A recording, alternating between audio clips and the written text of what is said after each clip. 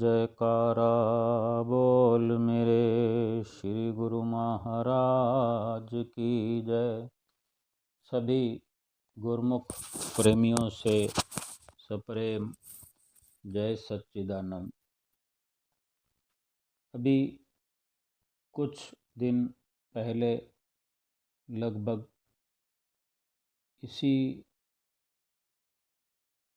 12 तारीख के आसपास श्री गुरु महाराज जी ने, श्री हजूर छठी पातशाही गुरु महाराज जी ने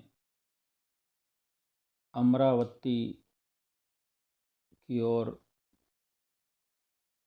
कृपा फरमाई। उससे पहले गुना आश्रम, इंदौर आश्रम, फिर अमरावती, अकोला और नागपुर कृपा फरमाकर कितने ही हजारों गुरुमुख प्रेमियों की पुकार को सुनकर उन्हें घर बैठे दर्शन देने के लिए अपने कोमल शरीर पर कष्ट सहन करके पहुँचे और सबकी हार्दिक पुकार को पूरा किया। उनके दर्शनों की जो जिज्ञासा थी, दर्शनों की जो हार्दिक इच्छा थी, उसे पूर्ण किया। सभी गुरुमुखों को निहाल कर दिया। और फिर इसी प्रकार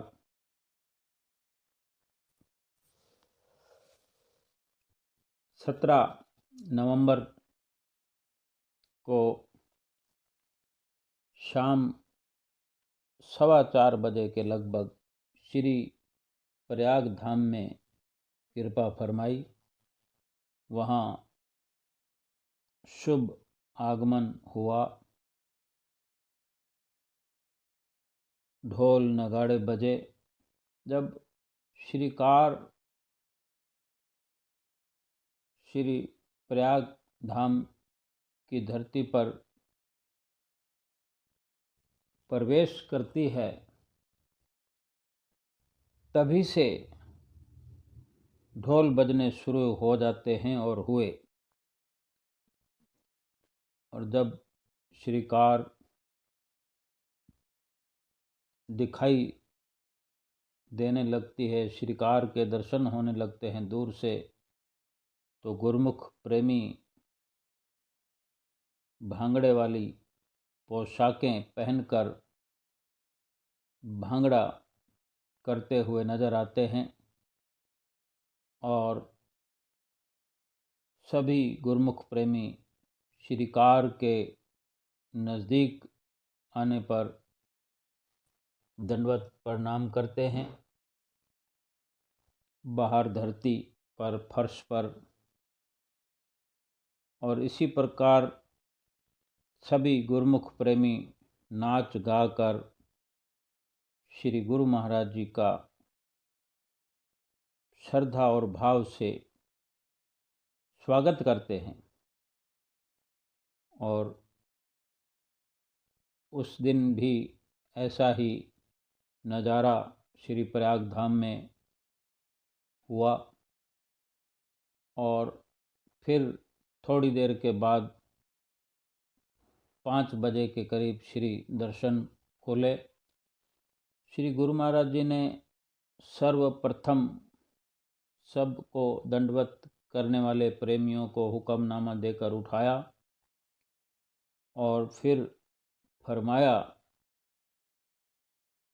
सभी की ओर देखते हुए कि सब प्रयाग धाम वाले, पूर्ण धाम वाले और बाहर की जितने भी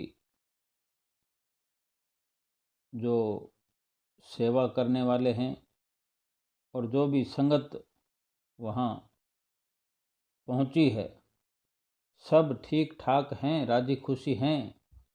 इस प्रकार पूछने से सभी ने गद गद कंठ से जी स्वामी जी कहकर विनती की और कहा हम सब ठीक हैं।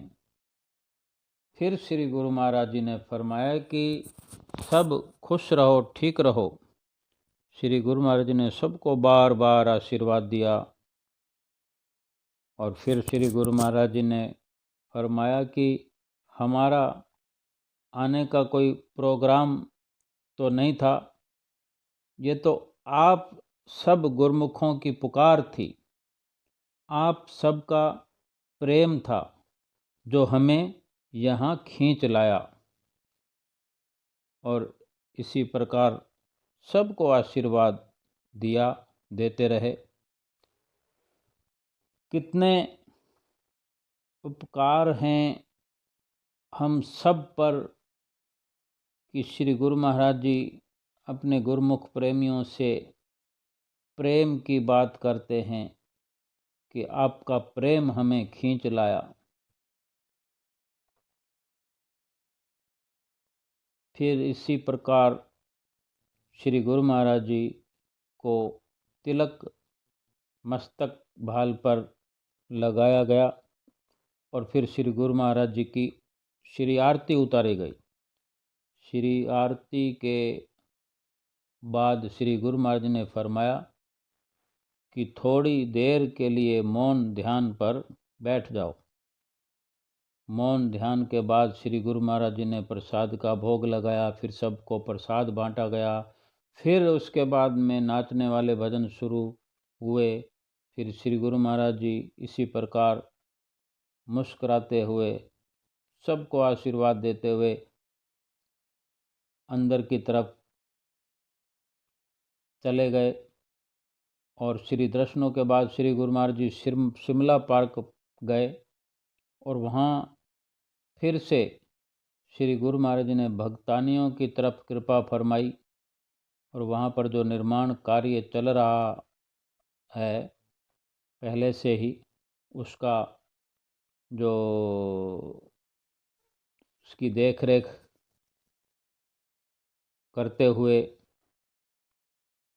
कि क्या कुछ बन रहा है, अपनी निजी मौज से सब कार्य को निहारा। फिर श्री आरती पूजा हुई और उसके बाद श्री गुरु महाराज जी मुस्कुराते हुए सबको आशीर्वाद देते हुए चले गए और श्री प्रयाग धाम में इस प्रकार शुभ आगमन हुआ हमारे हजूर छठी पातशाही गुरु महाराज जी का, जो कि सबके लिए, गुरुमुख प्रेमियों के लिए वहाँ श्री प्रयाग धाम आसपास के गुरुमुख प्रेमियों के लिए, श्री प्रयाग धाम के स्थायी निवासियों के लिए कितना ये खुशी का अवसर बना हुआ है कि श्री गुरु महाराज जी ने कृपा करके सबको दर्शनों से निहाल किया। सभी गुरुमुख प्रेमी गद गद प्रसन्न हो रहे हैं और ये खुशी का जो श्री गुरु महाराज जी ने नजराना सबको पेश किया है, हम जितना गुणगान करें अपने श्री हजूर सतगुरु दाता दीन दयाल महाराज जी का, उतना ही कम है। ऐसे समय के अंदर जबकि हर कोई दुखी, परेशान, अशांत संसार भर में हर कोई नज़र आता है, लेकिन श्री परमहंसों की छत्र छाया में जो जो भी गुरुमुख प्रेमी आप और हम जैसे आ गए हैं, उनका हर पल हर वक़्त मन खुशी से झूमता रहता है। क्यों कि अपने इष्ट देव सतगुरु दाता दीनदयाल जी के इस प्रकार के शुभ संदेश गुरुमुख प्रेमियों को जहाँ तहाँ मिलते रहते हैं और अपने प्रीतम प्यारे के संदेश सुनकर उनकी अलौकिक लीलाओं का रसपान करके वो मंत्र मुग्ध होते रहते हैं और उनका मन सुकून प्राप्त करता है।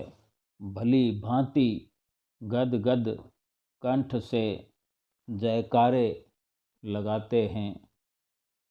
बोलो जयकारा बोल मेरे श्री गुरु महाराज की जय।